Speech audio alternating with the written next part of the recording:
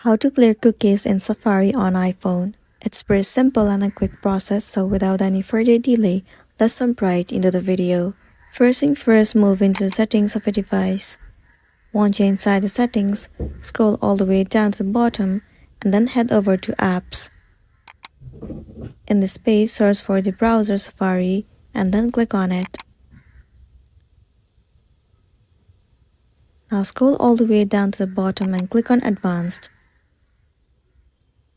Click on Website Data at the very top. In this page, you have to click on Remove all website data. Once again, click on Remove Now.